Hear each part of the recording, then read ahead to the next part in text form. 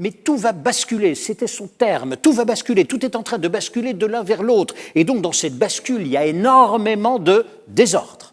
Le mot suffisait pour que Marc Halévy tende l'oreille. Il y a du désordre là. Du coup, je reprends mes grands principes de la physique de la complexité. Je les aménage éventuellement pour voir si ce que je vis en termes historiques et en termes sociologiques peut évidemment être analysé sur base de ces principes de la complexité. Y a-t-il un ordre là-dedans ou y a-t-il un désordre vraiment inexplicable? Voilà la question que Marx s'est posée. Il a fait tourner ses machines, il a également bien sûr convoqué des scientifiques et des historiens, et on obtient avec lui aujourd'hui en réalité une toute autre lecture. Est-ce un ordre ou est-ce un désordre que cette période de transformation, d'évolution que nous connaissons? Je vous demande d'applaudir Marc Halévy.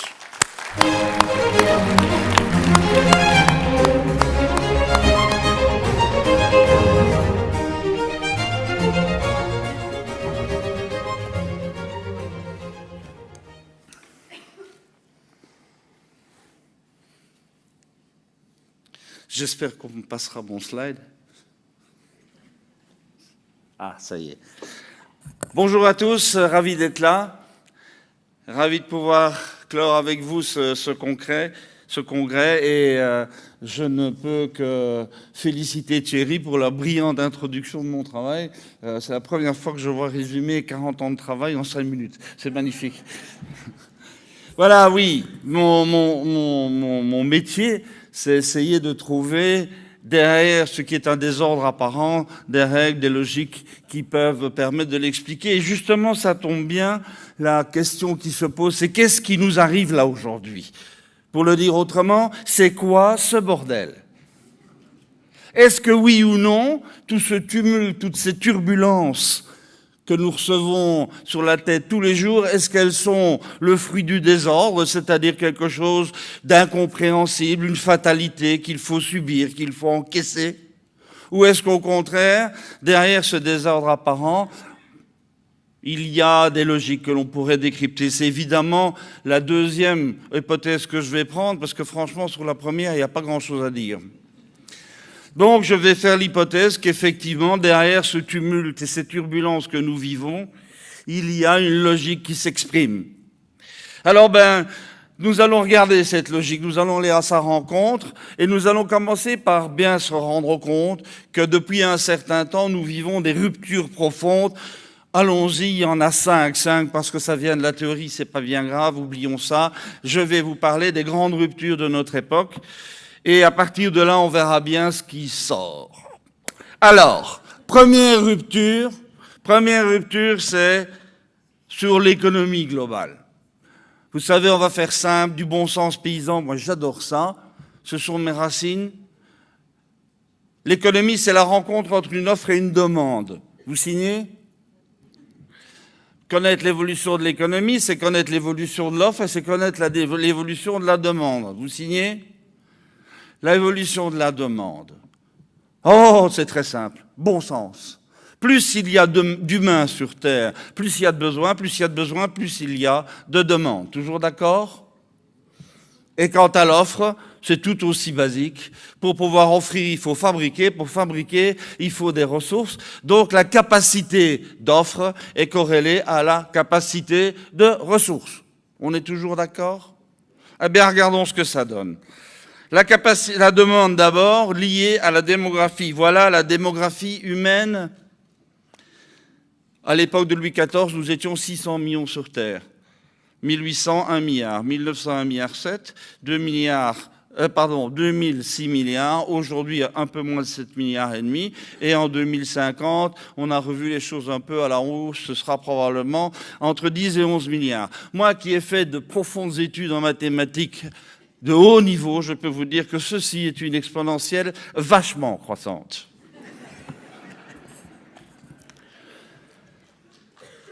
Et cette exponentielle vachement croissante, elle commence à déconner quand? Au 19e siècle. Et c'est normal, révolution industrielle d'une part, révolution hygiéniste avec Pasteur et les petites bêtes, tout ça va dans le sens que avec la colonisation, ça se répand sur l'ensemble de la Terre et l'espérance de vie augmente, la fécondité nette augmente, la mortalité infantile diminue et nous voilà partis vers cette exponentielle croissance qui réjouit les économistes. Quand on vous dit le potentiel de croissance sur Terre est une exponentielle croissante qui tend vers l'infini, on dit ça. On montre ça. On oublie que de l'autre côté, il y a un autre membre de l'équation qui dit la capacité d'offre. Ah, donc la capacité de ressources. Ah, et comment ça évolue cette capacité de ressources? Oh, ben là encore, très simple, bon sens. Des ressources, il y en a deux catégories. Il y a les ressources renouvelables et les ressources non renouvelables. Bonne nouvelle, les ressources renouvelables se renouvellent. Mauvaise nouvelle, les ressources non renouvelables ne se renouvellent pas. Donc, autrement dit, chaque fois qu'on en utilise, il y en a moins dans le réservoir. Il va donc arriver un moment où le réservoir sera vide. Et ce moment-là est très intéressant, parce qu'il pose une question absolument impertinente, donc tout à fait pertinente. Combien d'êtres humains peuvent vivre sur Terre uniquement sur les ressources renouvelables?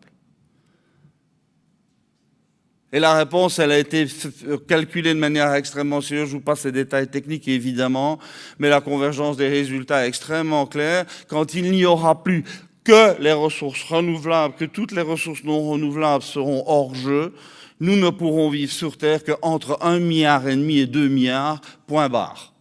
Donc ça veut dire qu'aujourd'hui, on est 5,5 milliards de trop, et en 2050, on sera 8 milliards de trop. Donc, est-ce que c'est un problème? Tout dépend. Si ce point asymptotique-là, c'est dans 10 000 ans, on a le temps de voir venir. On a le temps d'organiser un atterrissage en douceur. Si c'est demain matin, par contre, ça risque de coincer. Alors, il faut regarder donc et comprendre comment les ressources non renouvelables se raréfient. Et une fois qu'on a compris ça, on pourra regarder quelle est l'échéance de temps qui est le nôtre. Ah ben voilà, un schéma extrêmement simple qui explique tout, pas besoin de le commenter, voilà la réponse. Mais révoltez-vous. Bien, vous voyez la flèche en haut à droite? La flèche en haut à droite qui est bleue là, c'est la flèche qui représente les ressources qui alimentent le système économique humain. Si je construis des voitures, j'ai besoin de tôle. Vous admettrez qu'il est assez rare de trouver dans les montagnes des réserves toutes faites de tôle. Donc, qu'est-ce qu'il faut faire pour arriver à ces ressources de la flèche bleue? Il faut extraire les matières brutes et les transformer de manière à les rendre utilisables. Une extraction, une transformation, très bien. Je suis thermodynamicien, je sais deux choses. C'est que toute transformation de matière, quelle qu'elle soit, a un rendement. Et la deuxième chose que je sais, c'est que ce rendement est toujours plus petit que 1. Parce qu'il y a toujours des pertes, parce qu'il y a toujours des fuites, etc., etc., etc. Retenez bien ça, parce que là, je vais devoir me mettre en désaccord radical avec de certaines. C'est qu'il n'y a jamais de miracle en physique. Pour produire quelque chose, il faut détruire beaucoup plus qu'on ne produit. Ça s'appelle le second principe de la thermodynamique. Et même l'homme et son orgueil sont soumis aux lois de la physique, désolé. Donc, autrement dit, vous voyez que la flèche bleue est beaucoup plus petite que la flèche verte, beaucoup plus étroite que la flèche verte. Et vous voyez qu'il y a une autre flèche rouge là qui dit tout simplement, pour pouvoir extraire, pour pouvoir transformer, je dois consommer des ressources. C'est du bon sens paysan. Le deuxième point du raisonnement, et là, soyez bien attentifs, c'est toute l'histoire de l'humanité qui nous le montre. C'est simplement de dire ceci, de constater ceci. L'histoire de l'humanité va des ressources facilement accessibles vers des ressources de plus en plus difficilement accessibles. C'est du bon sens. L'homme de Cro-Magnon qui faisait des outils de silex, il a commencé par ramasser le silex autour de sa grotte. Et puis à un moment donné, il a découvert qu'il n'y en avait plus. Et donc, qu'est-ce qu'il a dû faire? Il a dû chercher plus loin, creuser plus profond, etc., etc. C'est toute l'histoire de l'humanité qui est là.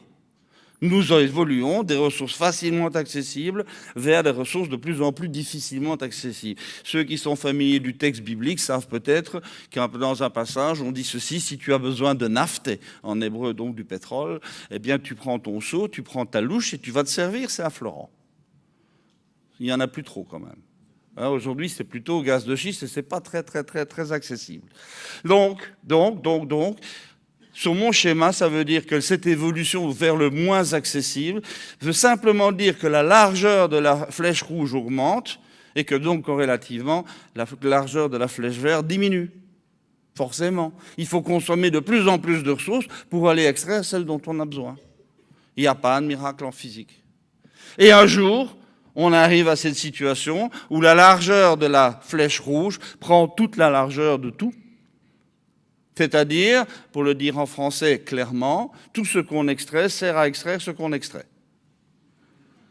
Ce jour-là, la machine s'arrête. Ce jour-là, la machine s'arrête, quels que soient les prix du marché et quels que soient les réservoirs qui restent en dessous. Donc, je vous prie d'être avec moi dans un effort pédagogique immense dans notre pays, c'est d'arrêter de parler de l'épuisement des ressources. Le problème n'est pas l'épuisement des ressources, le problème est l'inaccessibilité des ressources, ce qui n'est pas du tout la même chose.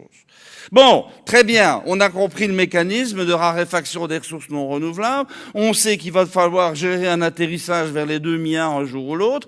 Oui, mais quand ?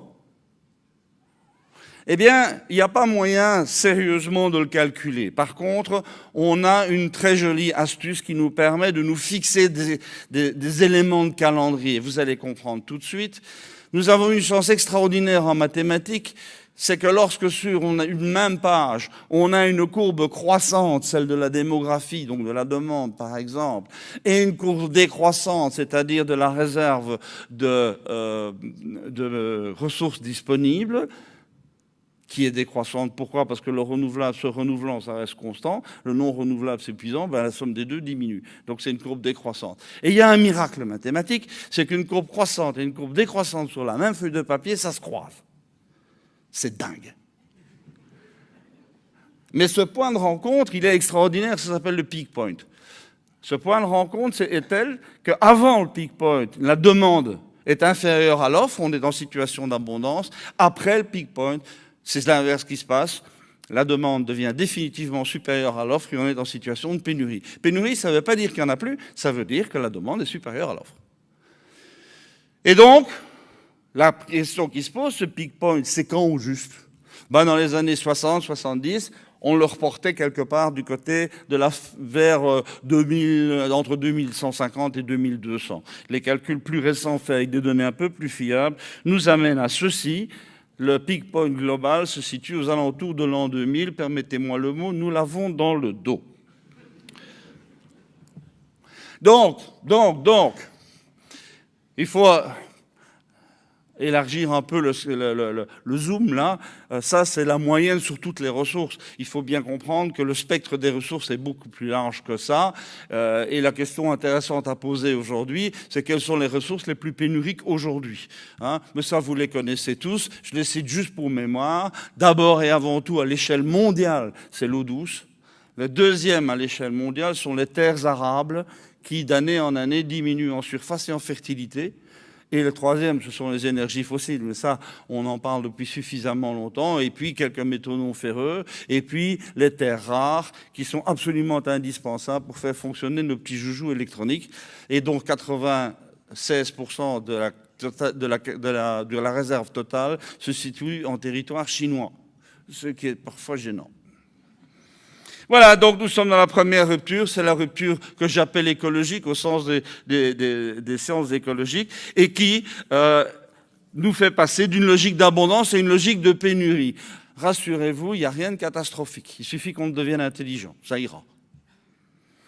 Deuxième rupture, celle-là, vous la vivez tous les jours sans même plus vous en apercevoir, c'est la rupture numérique. Les technologies numériques ont envahi le monde à une vitesse incroyable. Je vous rappelle que l'informatique de gestion a fait apparition dans nos entreprises en 1975, que les premiers ordinateurs personnels, c'est 1983, et que l'invention de la toile, WWW, a été initialisée en 1989 et a été officialisée en 1993.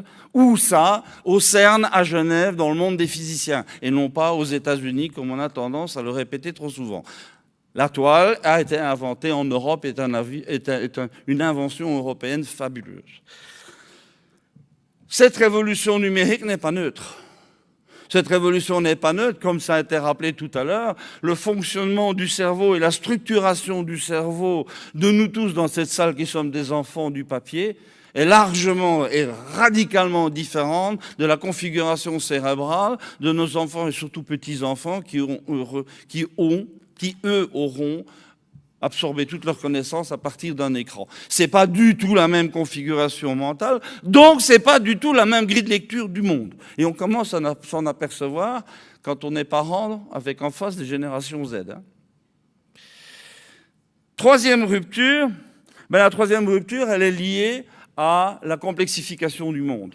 Alors, la complexité, il ne faut surtout pas la confondre avec la complication. Ceux dans cette salle qui me connaissent savent que c'est une croisade que je mène depuis 40 ans. La complexité et la complication, ce n'est pas la même chose. Qu'est-ce que c'est la complexité? La complexité, c'est en fait le nombre d'acteurs et surtout le nombre et l'intensité des interactions entre les acteurs. Donc, si vous préférez, l'administration française est compliquée, mais pas du tout complexe. Une entreprise normale, même de petite taille, est terriblement complexe, mais aussi très fortement compliquée par l'administration française qui, elle, est... Enfin, voilà. Cette complexification du monde fait que les choses bougent très vite tout le temps. Nous sommes sous pression constante. La toile abolit le temps et l'espace et amène de mauvaises habitudes, dont la première est l'impatience. Il faut tout de suite. Donc, autrement dit, nos entreprises sont toutes sous pression permanente et on dit à juste titre, il faut donc que nous développions nos réactivités, notre souplesse, notre agilité, notre inventivité, notre créativité, etc., etc.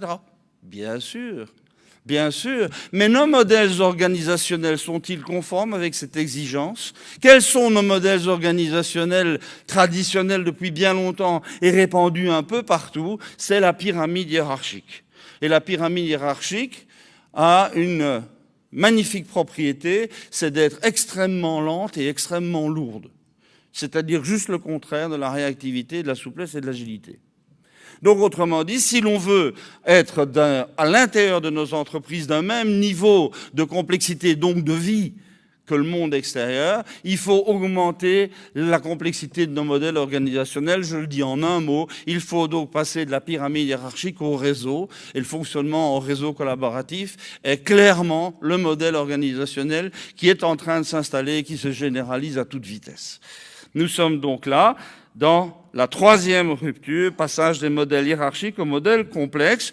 Je vous l'illustre par deux petits dessins qui, j'espère, vous arracheront un sourire à vos visages austères. Ça, c'est la loi de la hiérarchie, la loi du plus fort. Hein? Vous voyez ça? Quand les réseaux s'en mêlent, ça donne ça. C'est pas qu'un gag. Pensez-y. La force d'un réseau est colossale dès le moment où le réseau est bien organisé. 98% des entreprises du monde sont des entreprises de moins de 500 personnes. Vous imaginez la puissance que c'est? Quatrième rupture.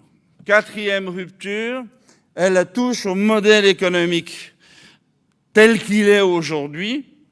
Et quand j'entendais de Sertine tout à l'heure, je me suis rappelé une phrase d'Einstein que je trouve très forte et très puissante. Einstein disait ceci: on ne résout jamais un problème avec les outils qui les ont créés. Les économistes d'aujourd'hui sont toujours des gens qui fonctionnent sur des théories du 19e siècle et du début du 20e siècle. Aujourd'hui, les grands économistes européens n'ont rien trouvé de mieux que de remettre du Keynes partout. On est en train de mettre en place un plan keynésien et on sait par expérience que ça foire toujours. Mais rien n'y fait. On y va quand même, drapeau en tête. Donc voilà, on ne résout jamais un problème avec les outils qui l'ont créé. C'est vrai en économie, c'est vrai en politique. Nous sommes au XXIe siècle. Toutes les idéologies que nous véhiculons encore datent du XVIIIe et du XIXe siècle. Donc il va bien falloir qu'on change notre regard, notamment sur notre modèle économique. Alors allons-y. Le modèle économique, c'est quoi? Dominant aujourd'hui, bien sûr. C'est un modèle qui est né à la révolution industrielle début du XIXe siècle. Et ça ne s'est pas bien passé. Les deux fers de lance de cette révolution industrielle, c'est l'Angleterre et c'est la France. Et dans les deux cas, il y a eu des révoltes colossales contre l'industrialisation. Je me permets de rappeler la révolte des Canuts à Lyon, et je me permets de rappeler le mouvement Ludist en Angleterre, qui a été en fait le premier ancêtre du terrorisme, où on cassait systématiquement les usines et les machines. Donc ça ne s'est pas bien passé. Il a fallu un bon bout de temps pour que ça s'installe, en gros, un gros demi-siècle. Sauf aux États-Unis. Pourquoi? Parce qu'aux États-Unis, il n'y a pas de passé industriel au début du XIXe siècle. Il y a une énorme page blanche. La révolution industrielle arrive, on lui fait un accueil chaleureux, et on y va. Et on y va, et on développe, et on pense, et on théorise, et on modélise, et on affine. Et c'est pour ça que tout ce modèle-là est essentiellement un modèle américain qui, progressivement, de guerre mondiale aidante, s'est propagé dans la totalité du monde jusqu'à aujourd'hui. Alors, c'est quoi les fondamentaux de ce modèle-là, de ce modèle industriel encore dominant aujourd'hui? Quels sont ces fondamentaux? Il y en a deux. Le premier, c'est qu'il faut être gros pour exister économiquement. Tous les classements sont des classements par taille, sont des classements quantitatifs. Quand on parle du CAC 40, ce n'est pas les entreprises, les 40 entreprises les plus intelligentes de France. C'est les plus grosses. Pas la même chose, hein? Ou c'est les effectifs. Peu importe, c'est quantitatif, c'est du volume, c'est une économie de masse, autrement dit. Et corollaire de cela, comment peut-on devenir gros en économie? En vendant beaucoup, tiens. Oui, mais il faut faire comment pour vendre beaucoup? Il faut diminuer tes prix de revient, tiens. Et comment je fais pour diminuer mes prix de revient et être toujours plus bas, toujours plus bas, toujours plus bas? Ça doit vous rappeler quelque chose, ça, non? La tyrannie des prix bas, le rabotage des marges, ça vous dit quelque chose ou pas? Ah bon, je me disais aussi. Hein, comment on fait pour diminuer les prix de revient? On commence par être intelligent. Ça veut dire qu'on fait de la standardisation, on fait de la procéduralisation, on fait de la normalisation, c'est le Fordisme, c'est le Taylorisme, et puis un coup de génie. Un coup de génie remarquable. Ça s'appelle les économies d'échelle. Et les économies d'échelle, c'est quoi? C'est de constater que dans les comptes d'une entreprise, il y a des frais fixes et des frais variables. Et que les coûts variables, par définition, sont proportionnels à la production, alors que les coûts fixes, eux, par définition, ils ne bougent pas. Donc, ça veut dire que plus je produis, plus l'impact de mes coûts fixes par unité produite diminue. Et là, on est dans la mécanique de fond de l'économie industrielle, c'est l'économie de la croissance en taille, c'est donc une économie de la puissance de production, donc il faut investir, donc il faut investir en matériel, donc il faut avoir accès à des capitaux qu'il faut rémunérer correctement. Ça s'appelle du capitalisme et je n'ai aucun problème avec ce mot-là. On est bien dans cette logique-là. Et aujourd'hui, très clairement, on est toujours dans cette logique-là. Et j'ai cru comprendre que De Sertine est en train de dire qu'il faut continuer à faire ça. Sauf qu'il y a un énorme problème. C'est que quand on veut encore continuer à baisser les prix de revient pour pouvoir vendre plus, il ne reste plus qu'une solution à la fin.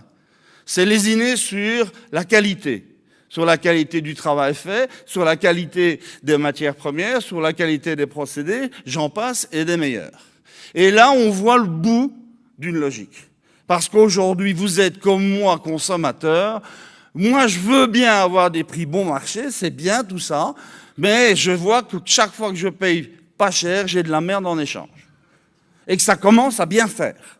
Et je me souviens que je suis petit-fils de paysan, et que mon grand-père avait une phrase que j'ai mis du temps à comprendre. Il disait toujours « Je ne suis pas assez riche pour me payer du bon marché ». Ah, Ça veut dire quoi? Ça veut dire que quand on achète de la non-qualité, ça implique derrière des frais de réparation, d'exploitation, de maintenance qui augmentent extrêmement vite et qui, au bout du compte, au bout de la vie de ce que l'on a acheté, a fini par coûter beaucoup plus cher que prévu et beaucoup plus cher que si on avait acheté directement quelque chose de qualité. Et on voit comme par hasard, à notre époque, 30% des ménages qui, aujourd'hui, acceptent de payer en gros 20% de plus leurs aliments pour avoir un label de soi-disant qualité qui s'appelle bio. Et on voit bien donc que dans ce processus-là, le prix bas n'est plus le seul argument d'achat, au contraire. Au contraire, c'est en train de changer. Et on demande quoi alors? On demande de la valeur d'usage. Le prix, oui, pas trop, si c'est possible, c'est bien, mais donnez-moi surtout de la valeur d'usage. Il faut que j'en ai pour mes sous. Il faut que ça fasse usage, comme on disait. Mais comment on fait pour injecter de la valeur d'usage dans un produit ou dans un service? Eh bien, il faut injecter ce qu'on appelle du talent, des compétences, du savoir-faire. Bref, d'une manière générale, il faut y injecter des ressources immatérielles. On a tout misé dans l'industrie, dans l'économie industrielle, sur le développement des patrimoines matériels par investissement financier.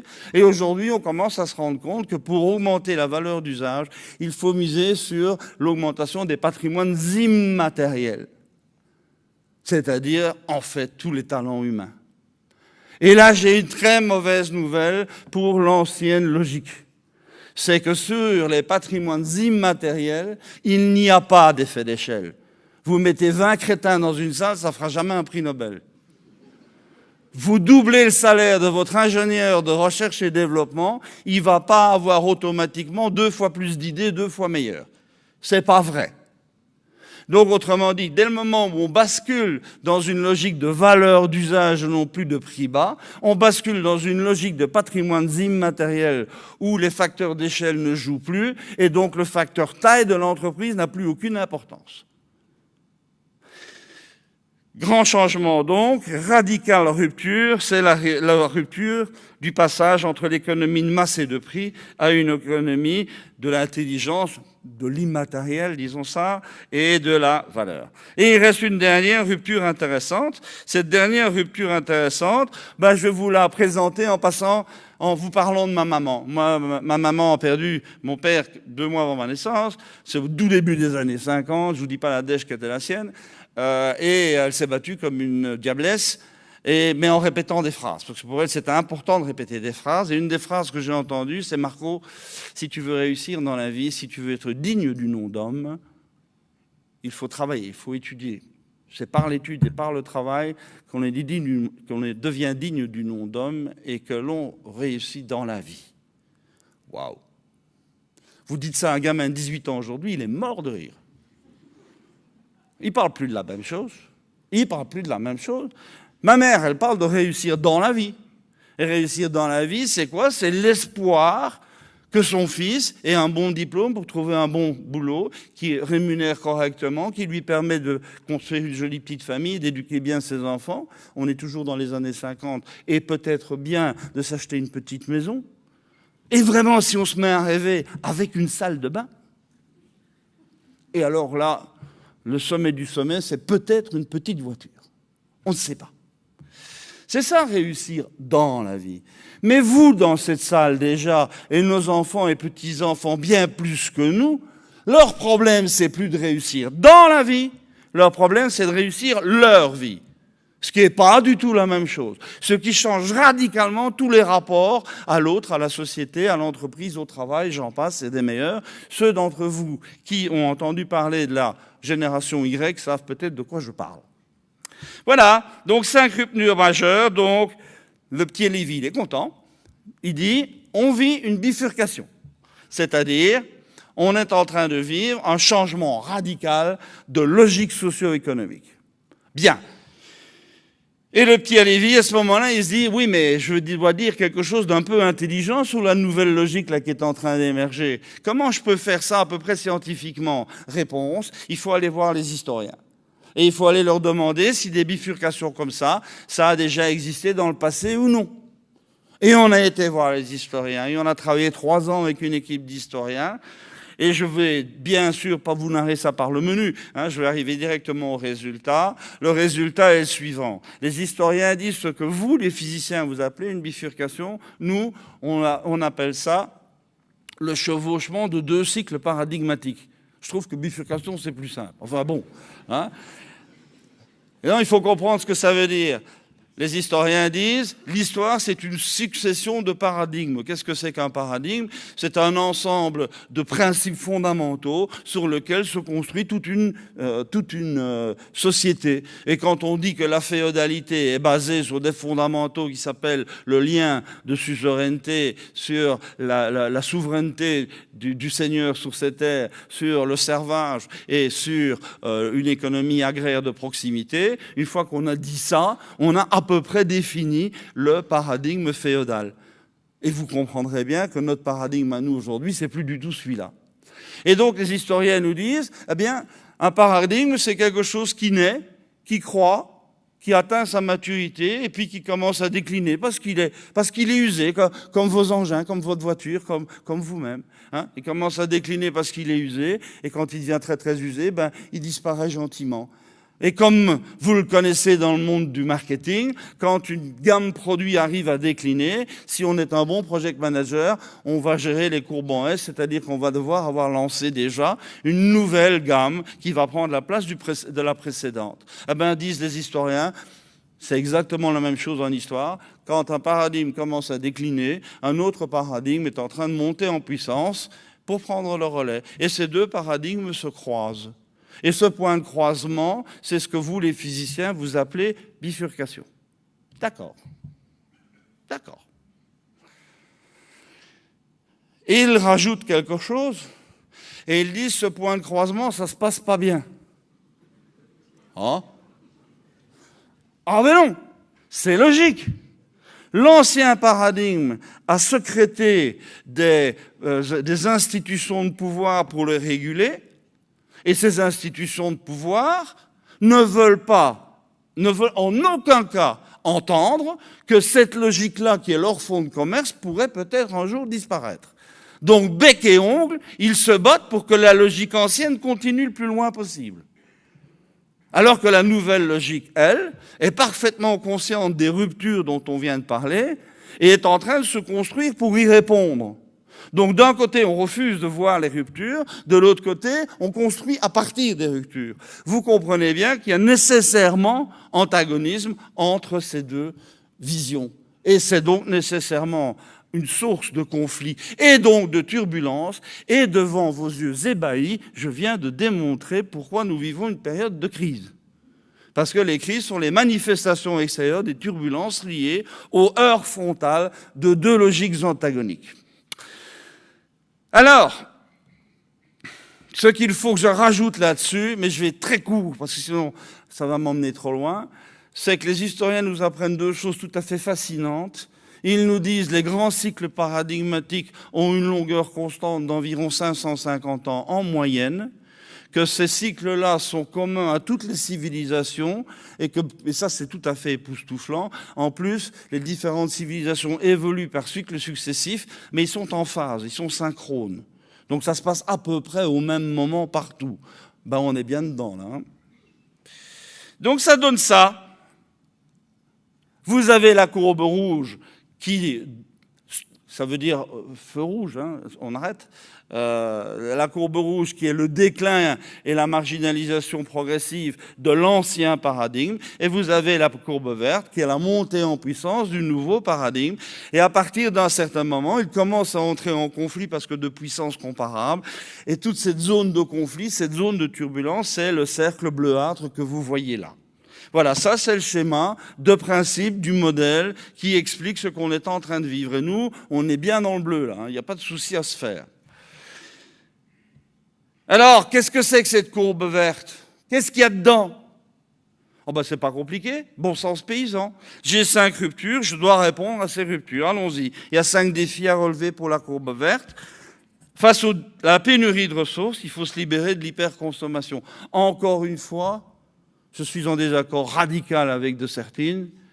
relancer l'économie, vouloir une croissance du PIB matériel, c'est juste accélérer l'épuisement des ressources. C'est juste débile. C'est pas ça qu'il faut faire, évidemment. Sauf si vous êtes suicidaire massivement, mais ça m'étonnerait. Vous êtes des gens de la réalité de terrain, vous. Face à la pénurie des ressources, donc il faut se libérer définitivement de l'hyperconsommation et rentrer dans une autre logique économique, c'est la logique économique de la frugalité. Le monde ne doit pas vous faire peur. D'autres ont appelé ça la sobriété. Enfin, comme je suis né pas loin des Côtes-du-Rhône et que je vis en Bourgogne, la sobriété, je préfère frugalité. Frugalité, ça veut dire quoi? Ça veut dire moins mais mieux. C'est simple. Moins mais mieux. Moins, c'est quantitativement moins. Mieux, c'est qualitativement mieux. Moins, ça veut dire faire des économies. Vous n'êtes pas d'accord de faire des économies? Et mieux, ça veut dire avoir de la meilleure qualité en tout. Vous n'êtes pas d'accord d'avoir de la qualité en tout? Pourquoi vous ne le faites pas alors? Réfléchissez à ce moins mais mieux. C'est un outil de progrès pour les entreprises qui est colossal. Je vous donne juste 2 exemples. Travailler moins mais mieux, ça vous dit? Ça veut dire quoi? Arrêter de gaspiller son énergie, son temps et son stress à faire des choses qui servent à rien et qui sont non producteurs de valeur. Et travailler mieux, ça veut dire chaque fois qu'on fait quelque chose, on le fait avec plus de qualité, avec plus de virtuosité. C'est un mot sur lequel je reviendrai tout à l'heure. Autre exemple, nous sommes à l'ère des courriels, nous sommes à l'ère des téléphones portables, des ordiphones, comme il faut dire selon le vocabulaire de l'Académie française.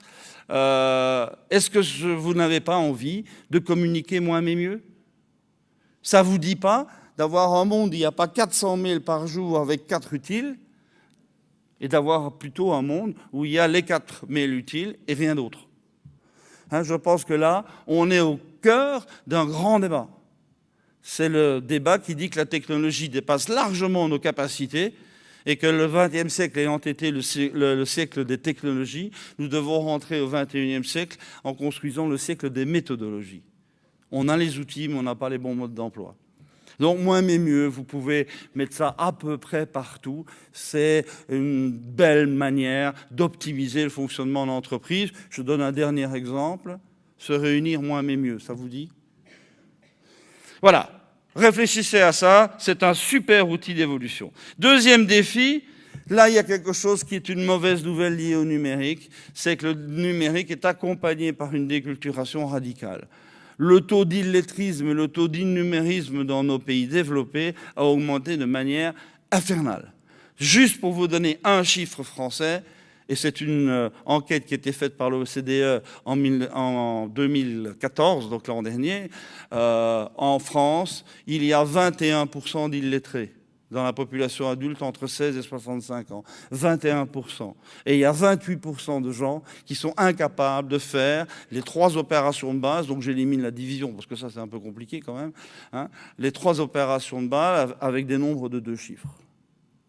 Alors que l'instruction est obligatoire jusqu'à 18 ans, alors que nous sommes entrés dans l'ère de la connaissance, où toutes les connaissances sont immédiatement accessibles en 3 clics.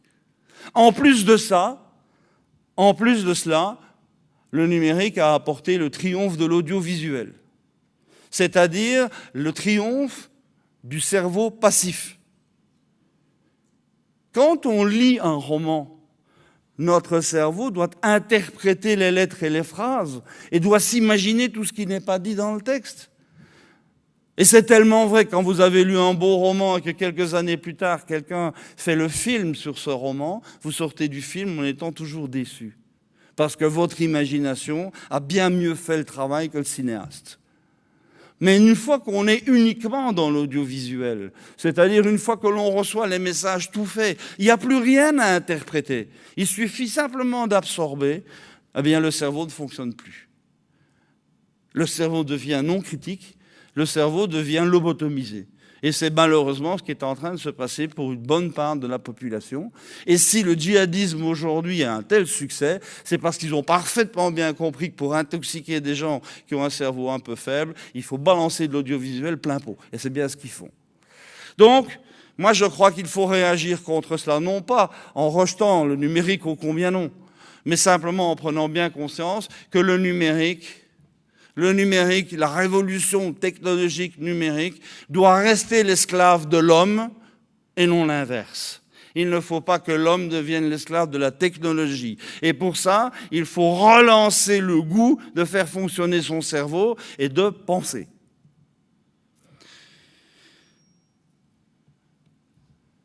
Troisième défi, je dis bien, la complexité du monde fait que les grandes structures pyramidales deviennent inopérantes, deviennent inefficaces. Et on a compris pourquoi. Donc on migre vers des fonctionnements en réseau, donc réticulés. Donc la réticularité devient en fait la règle de base du fonctionnement du vivre ensemble de demain. Et je voudrais juste m'attarder 3 secondes sur le mot communauté de vie. La notion de communauté de vie, comme Michel Maffesoli décrit bien mieux que moi, la notion de communauté de vie est clairement la base de la société de demain. C'est plus la famille. La famille était la brique élémentaire de la société d'hier. Mais cette famille n'existe quasiment plus. 70% des mariages contractés en ville aujourd'hui finissent en divorce dans les 5 ans. Qu'aujourd'hui, on parle de famille recomposée. Moi, je veux bien, appelons ça tout simplement une communauté de vie où un certain nombre d'adultes et un certain nombre d'enfants entretiennent entre eux des relations qui sont parfois génétiques et qui sont souvent, heureusement, affectives. Mais c'est une communauté de vie. Et vos entreprises, ce ne sont pas des machines à sous. Ne sont plus des machines à sous. Ce sont des communautés de vie. Où on vient, chacun d'entre nous, apporter autre chose que l'appétence d'un chèque de fin de mois. Voilà. Donc, pour reprendre encore un discours de tout à l'heure, l'Europe de demain qui est indispensable, et là je rejoins complètement de Certine, c'est indispensable que nous maintenions, non pas que nous développions l'Europe de demain, mais ce ne sera plus une Europe pyramidale, ce ne sera plus une Europe des nations, ce sera une Europe des régions, ce sera une Europe réticulée. 4e défi, ben oui, on l'a vu, la non-qualité, la perte de qualité en tout, la tyrannie des prix bas qui vous rabotent vos marges à longueur d'année, eh bien, c'est pas jouable, c'est plus jouable. Il faut mettre autre chose. Et mettre autre chose, vous l'avez compris tout à l'heure, c'est augmenter la valeur d'usage. Parce que sinon, on est dans une impasse définitive. Il faut oser la virtuosité dans nos entreprises. Chacune de nos entreprises doit devenir virtuose. Ça veut dire quoi, virtuose ? Qu'est-ce que c'est qu'un virtuose ? C'est quelqu'un qui réussit avec aisance des choses très difficiles à faire. Et quand on est le seul à pouvoir faire quelque chose de difficile, le problème du carnet de commandes et le problème du prix ne s'opposent plus. C'est parce que, depuis 50 ans, il faut que tout soit facile, que les choses empirent de jour en jour. Il faut que tout soit facile. Avoir un diplôme, ça doit être facile. Trouver un boulot, ça doit être facile. Gagner de l'argent, ça doit être facile. Faire la cuisine, ça doit être facile. Le facile ne vaut rien. Vous le savez bien. Qu'est-ce qui vous habite dans votre mémoire ? Quelles sont les choses qui sont importantes dans votre souvenir ? C'est des choses difficiles que vous avez réussies. Ce qui est facile n'a aucun intérêt. En plus de ça, la facilité, tout le monde peut le faire, peut la faire. Donc, le facile n'est pas différenciant. Quand plus rien n'est différenciant, le seul argument de vente qui reste, c'est le prix. Et vous voyez, le serpent se mordre la queue. Donc, osez la virtuosité, osez la difficulté. Allez voir dans vos entreprises quels sont les savoir-faire qui sont difficiles. Allez voir vos collaborateurs et demandez à chacun d'entre eux qu'est-ce que tu fais chaque jour qui est difficile à faire. Qu'est-ce que tu fais chaque jour qui tu as eu difficile à apprendre. Voilà vos savoir-faire stratégiques. Voilà vos noyaux de virtuosité. Voilà ce que vous devez développer pour rétablir vos marges et vous différencier du marais de ceux qui font la facilité. Et enfin, dernier défi, face au vide de sens, face à cette emprise de la matérialité, face à cette obsession de l'avoir et du paraître, face à l'idée de « il faut réussir dans la vie », eh bien, il faut mettre autre chose. Et cette autre chose, c'est réussir ma vie, c'est dans l'intériorité. J'appelle ça la spiritualité qui n'a rien à voir avec la religion. C'est l'idée toute simple de faire tout ce que l'on peut à tout moment pour donner du sens et de la valeur à ce que l'on est, à ce que l'on fait, à ce que l'on devient. On est dans l'être et dans le devenir, on n'est plus dans l'avoir et dans le paraître. Et ça, c'est un énorme défi pour nos entreprises. Nos entreprises sont des lieux de sens. Nos entreprises doivent donner valeur au travail qui s'y fait. Et c'est très vrai avec les générations montantes qui ne veulent plus qu'on leur parle du comment faire. Ils veulent qu'on leur parle du pourquoi faire. J'ai entendu une conversation entre un petit génie de 25 ans et son patron qui en avait une cinquantaine. Et le patron dit à ce gamin: je vais te montrer comment faire. Et le gamin s'est retourné et dit: non, tu vas rien me montrer du tout. Comment faire, je sais mieux que toi. Par contre, toi, ton boulot, c'est de me donner une bonne raison de le faire. Une bonne raison de le faire. Pourquoi et non plus comment? Pourquoi, c'est donner du sens. Et on est bien dans cette dimension-là. Donc voilà, je suis à peu près au bout. Sauf qu'il me reste une question à répondre. Et cette question à répondre, c'est le calendrier de tout ça. On a bien compris qu'il y a deux logiques. J'espère vous avoir fait toucher du doigt les 5 moteurs de la nouvelle logique qui est en train de monter en puissance contre l'agrément, bien sûr, de l'ancienne logique qui ne veut pas en entendre parler. Mais ça va encore durer longtemps, cette plaisanterie. On en va être dans le tumulte et dans là où les crises pendant longtemps. Voilà, ça c'est les dates. Donc les historiens, bien sûr, sont à l'origine de beaucoup d'éléments de ce graphique qui était bien sûr une synthèse. Le début du déclin de la courbe rouge, c'est la guerre 14-18. Ça, ils sont à peu près tous d'accord là-dessus. Et ça implique des choses très, très, très colossales, des remises en cause fondamentales, des fondamentaux précisément du paradigme précédent, notamment l'avènement de la femme sur le marché du travail qui date de cette époque-là. 2070, ça c'est juste pour donner une idée des ordres de grandeur, c'est qu'on peut remarquer qu'en gros il faut un siècle et demi pour passer d'une situation d'équilibre à une autre situation d'équilibre. Un siècle et demi c'est 150 ans, guerre 14 puissance 150 ans, ça nous amène grosso modo à 2070. Ce chiffre ne veut pas dire grand-chose, sauf à indiquer l'ordre de grandeur du processus dont on parle. Bon, les deux courbes se croisent, oui, c'est quelque part là. C'est quelque part chez nous, là maintenant. On a d'un côté une exacerbation des discours pour vous parler de la reprise ou de la relance de la croissance, pour vous inciter à vous endetter plus, pour vous inciter à investir plus, pour vous inciter finalement à engraisser les marchands d'endettement. Et puis d'autre part, la réalité des entreprises est tout autre, la réalité des ménages est tout autre. C'est que progressivement, les ménages sont en train de changer de mode de vie, d'avoir des profils de consommation radicalement différents. Il n'y a que les économistes pour croire que la baisse d'achat, du volume d'achat, est liée à des problèmes de macroéconomie, tout simplement que les gens sont en train de sortir un petit peu à la fois de cette logique absurde d'hyperconsommation. Et c'est plus un phénomène économique, ça, c'est un phénomène culturel. Enfin bon, j'en passe et des meilleurs. Et vous voyez que la zone de grande turbulence, elle s'articule sur un demi-siècle à peu près, autour du centre de croisement qui est à peu près notre époque. Moi, j'ai choisi, mais c'est très arbitraire parce que les choses ne sont pas discontinues, évidemment, sur des choses qui s'installent. J'ai choisi une première date qui est 1975. Pourquoi? Parce que les années 70 ont été extrêmement bouleversante pour le fonctionnement de nos sociétés. En 1975, on le disait tout à l'heure, c'est l'avènement de l'informatique de gestion qui a tout changé dans le fonctionnement des entreprises. 1973-1979, les deux premières crises pétrolières nous ont fait prendre conscience que le problème des ressources est un vrai problème. Avant ça, c'était pas un problème, c'était même pas une question. Dans les années 60, tout va bien.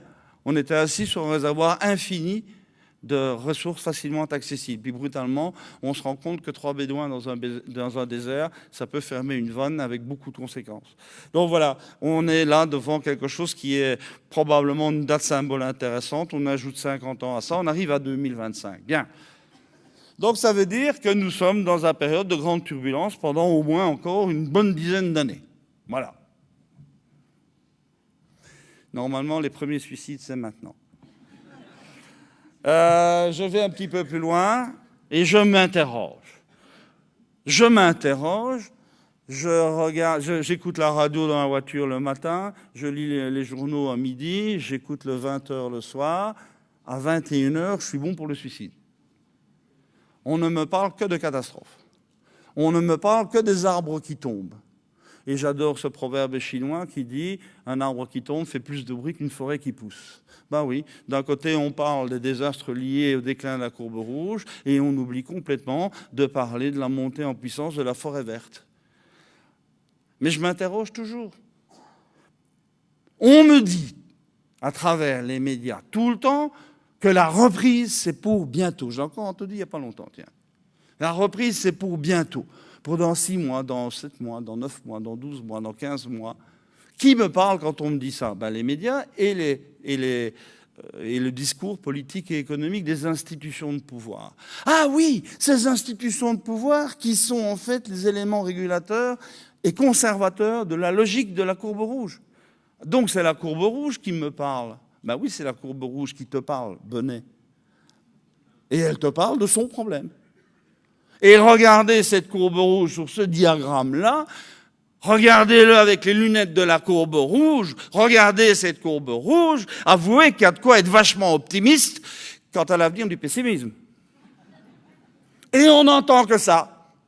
Et on n'entend que ça. Mais derrière, le discours, de droite comme de gauche ou d'ailleurs, en gros, c'est « laissez-nous faire, on contrôle la situation. Dormez, braves gens. Et si ça vous énerve un petit peu trop, on lâchera la planche à billets pour fournir ce qu'il faut pour vous anesthésier un peu plus. » Parce que c'est ça quand on parle de quantitative easing, c'est la planche à billets. Planche à billets, et là encore, de Sertine, je ne sais pas où il était chercher ces informations, mais elle abreuve absolument pas l'économie réelle. La planche à billets ne sert qu'à une chose, c'est alimenter le système bancaire et le système spéculatif. Il n'arrive jamais aussi à l'économie réelle. C'est bien pour ça qu'au contraire de toutes les théories politiques, d'économie politique, la planche à billets qui fonctionne, mais plein pot depuis 1944 aux États-Unis et un peu plus tard plein pot en Angleterre et au Japon, ne provoque pas d'inflation. Ça vous paraît pas étrange, ça? Ben, c'est tout simple. L'inflation, c'est un problème de prix d'économie réelle. Et comme ces énormes masses n'arrivent jamais à une économie réelle, ben, il n'y a pas d'inflation. C'est tout. Donc voilà, reprise. Il va y avoir la reprise bientôt. Reprise de quoi? Reprise de la courbe rouge, forcément, vu que ce sont les institutions de la courbe rouge qui nous parlent. Bien. Mais quand on regarde les choses avec ce regard-là que je vous propose, vous vous dites, ceux qui vous parlent de reprise, d'abord, ils ne connaissent rien en thermodynamique, ça c'est normal, parce que quelque chose qui est vieilli et usé ne retrouve pas jeunesse, jamais. Nous sommes dans des mondes irréversibles. La deuxième chose, donc c'est ceux qui nous disent ça, de deux choses l'une. Ou bien ils sont ignorants, ou bien ils sont menteurs. Ou les deux à la fois, c'est-à-dire ministre de l'économie. Il n'y aura pas de reprise. Il n'y aura jamais de reprise. La reprise de la courbe rouge, c'est exactement le même fantasme que de croire qu'une personne de 84 ans va inverser sa flèche du temps et va remonter à 20 ans. C'est non. Mais maintenant, regardez ce schéma et mettez les lunettes de la courbe verte sur votre nez, non plus les lunettes de la courbe rouge. Regardez bien, le schéma n'a pas changé. Qu'est-ce qu'on voit là? Ça arrive une fois tous les 550 ans et ça tombe sur nous. Et pas belle la vie!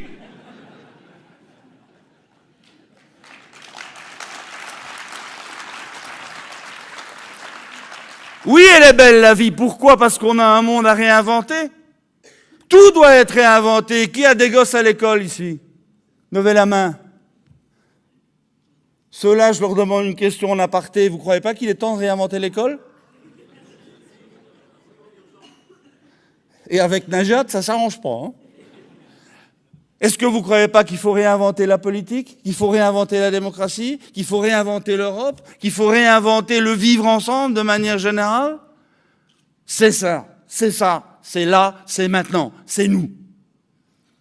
Et là, on a un défi colossal, évidemment. Pourquoi? Parce que quand on est dans la logique hiérarchique de la courbe rouge, c'est le sommet de la pyramide qui conçoit les solutions, enfin, qui accepte les problèmes d'abord et qui les trie vachement, et qui ensuite conçoit la solution. Et puis la solution percole à travers toute la pyramide jusqu'à atteindre les pecnos que nous sommes sur le terrain. Mais dans la courbe verte, c'est pas du tout comme ça que ça fonctionne. C'est juste l'inverse. Là, dans la courbe rouge, c'était du top-down. Avec la courbe verte, c'est du bottom-up.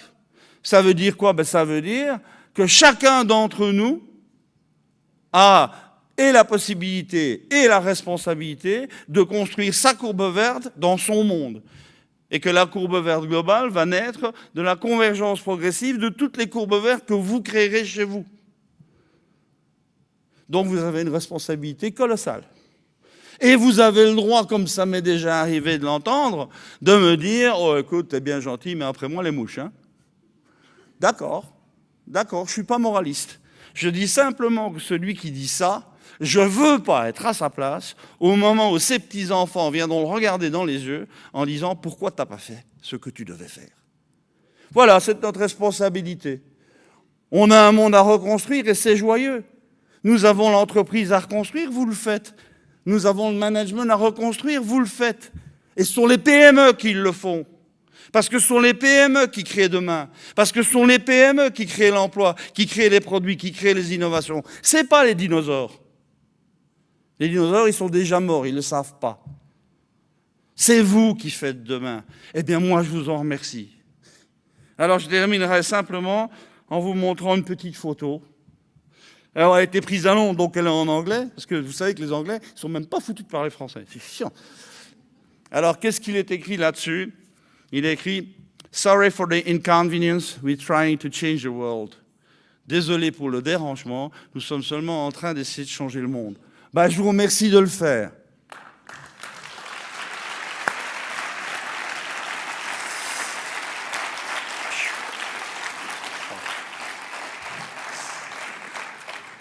Bon, je sais que c'est un peu tard, mais quand on a marre qu'on peut prendre 5 minutes pour des questions. Si vous en avez, vraiment, c'est maintenant. Moi, je passerai un week-end chez lui, donc franchement, je ne vais même pas lui en poser. Pas de questions? Si? Oui, madame, là-bas. Voilà. Madame, une question là-bas. Parce qu'après, franchement, formidable congrès. Allons-y. Bonjour monsieur, Sophie Garin, Société GEM. Je voulais vous demander, qu'est-ce que vous pensez du phénomène? Vous nous dites que les gens sont de plus en plus recentrés sur eux, sur un individualisme. Et quand on voit le projet de Facebook de créer un village commun, où tout le monde va vivre ensemble, est-ce qu'on retombe sur une prise en charge, une féodalité, un individualisme, une dématérialisation? Quel phénomène sociétal ça peut provoquer, à votre avis? Vous parlez de Facebook ou vous parlez de l'évolution du mode de vivre ensemble? Non, le projet de village qu'ils ont éventuellement en disant on va tous vivre en communauté, on va gérer. La ville qu'ils vont construire pour leurs employés. Exactement. D'accord, oui. Bon, ben ça participe de la mythologie américaine. Je suis américain, mais je suis guéri, je vous promets. Ça participe de la mythologie américaine. L'Amérique a toujours besoin de grands mythes. Et donc, ça a été les mauvais Indiens, puis ça a été les mauvais, comment dirais-je, les mauvais communistes, et puis ça a été les mauvais islamistes, et puis là maintenant, il faut bien réinventer autre chose. Donc, ils sont en train de rêver aujourd'hui à quelque chose d'extrêmement dangereux qui s'appelle le transhumanisme. Le transhumanisme, c'est transformer l'humanité et l'humain par la technologie.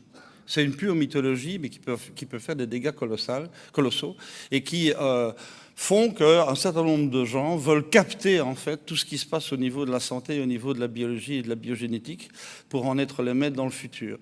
Voilà, ça c'est la réalité. Alors leur idée de construire une ville, oui, ça c'est le American Dream. Hein, on va créer le Utopia, hein, de Thomas More.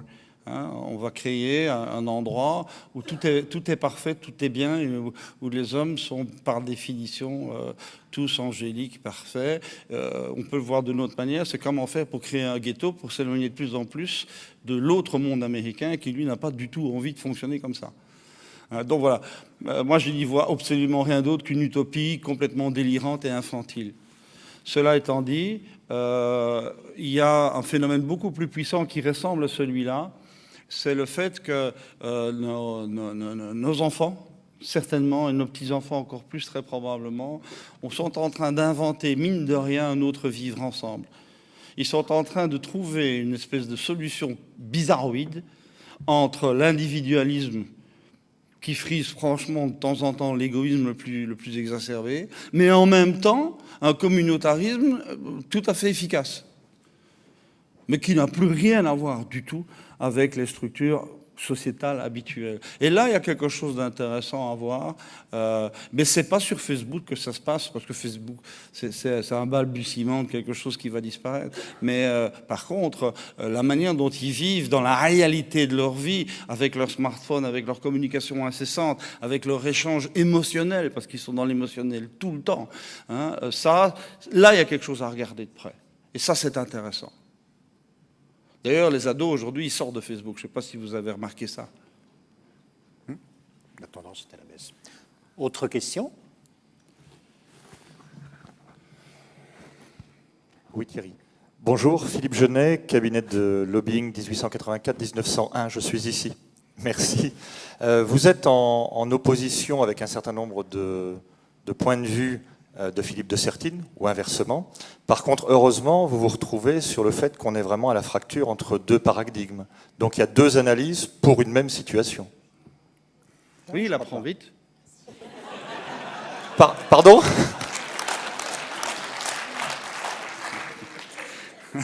Non, mais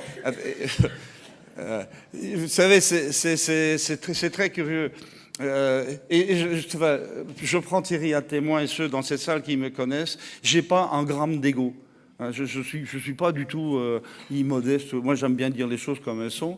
Ce que je vous ai raconté là aujourd'hui, c'est une aventure intellectuelle qui a abouti à un modèle. Cette aventure a commencé en 1982 et a abouti à quelque chose qui tenait à peu près la route en 1993. 1993, je pense que ça doit faire il y a 22 ans. Donc moi, ça fait 22 ans que je chante cette chanson-là. Comme par hasard, maintenant, il y a de plus en plus de gens qui disent j'ai tout compris. Et on est à la bifurcation du monde. Oui, je veux bien, forcément. Quand la catastrophe est inévitable, tout le monde se dit qu'elle va arriver. Ça, ouais.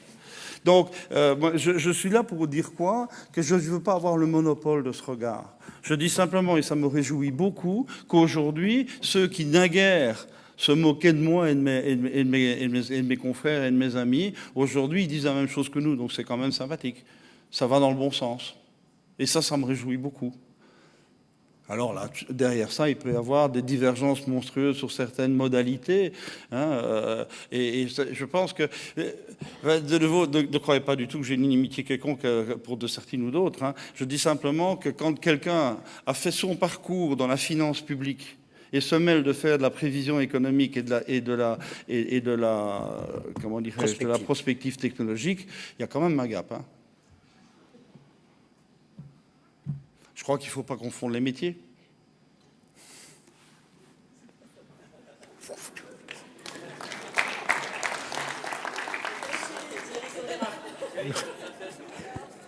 Si quelqu'un a le portable de Philippe de Sertine, qu'il le garde. Autre question. Pas d'autres questions? Moi, j'en ai une. Ah bon? La dernière, dans ce cas-là. Admettons que ce soit vrai, parce que c'est une hypothèse, on est d'accord. Mais tout semble dire, encore une fois, ce que nous vivons semble confirmer l'hypothèse. Ça marchera à tous les coups ou pas? Le monde d'après, il arrivera bien ou on peut le rater? Bon, vous avez le temps? Ouais, c'est évidemment la bonne question. Thierry, je te connais assez, tu me connais assez pour savoir que c'était juste la seule question qu'il ne fallait pas poser.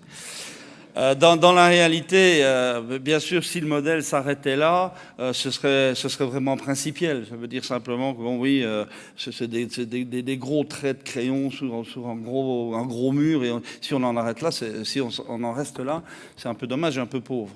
Dans la réalité, ce schéma ne va jamais se réaliser comme ça. D'abord, il n'y aura pas une courbe verte, mais plein de courbes vertes.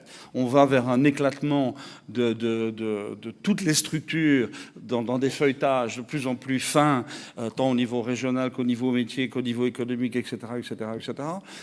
Que le passage de l'un à l'autre, moi j'en ai pas parlé là, mais tant pis, il faut bien que je lance une notion en plus, c'est que la courbe rouge, donc les institutions de pouvoir de la courbe rouge, hein, donc c'est qui ça? C'est l'État central, c'est les syndicats patronaux, les syndicats ouvriers, c'est les institutions bancaires, les institutions boursières, les universités, enfin ça fait un paquet de monde quand même, n'ont pas du tout intérêt à ce que leur fonds de commerce s'effondre. Donc ils ont à leur disposition un outil très connu en théorie qui s'appelle la chape de plomb. Alors, la chape de plomb, c'est quoi?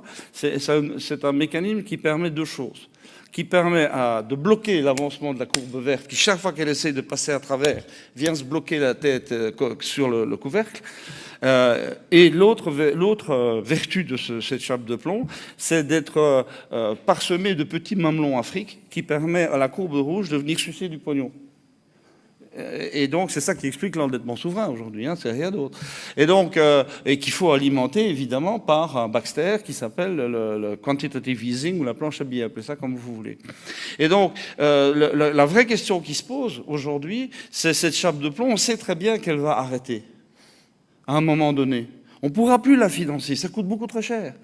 Donc, si vous voulez, c'est tout le problème d'un malade en fin de vie et de l'acharnement thérapeutique. À un moment donné, l'acharnement thérapeutique coûte beaucoup trop cher et il faut bien se résoudre à ce que la mort naturelle, tranquille, opère, c'est tout. Mais plus on attend, plus c'est dramatique. Et donc là, la vraie question aujourd'hui pour laquelle j'ai pas de réponse, c'est quel va être l'élément déclencheur de l'effritement de la chape de plomb. Alors, la guerre que mène l'Arabie Saoudite au reste du monde en baissant de manière aberrante le prix du pétrole pourrait être un de ces déclencheurs-là. Parce que, enfin, il ne faut pas être grand économiste pour savoir que quand une denrée devient rare, son prix augmente. Vous allez m'expliquer comment économiquement on peut démontrer que le pétrole devenant de plus en plus vite rare a des prix qui s'effondrent de plus en plus vite. Il y a un os là. Donc c'est manifestement pas un mécanisme économique ou technique, c'est un mécanisme purement politique de guerre mondiale. Point. Et donc, ben ça pourrait être l'élément déclencheur, comme ça pourrait être l'éclatement d'une bulle colossale, 60 000 milliards de dollars dans le monde, qui s'appelle les CDS. Vous savez ce que c'est les CDS? Credit Default Swaps.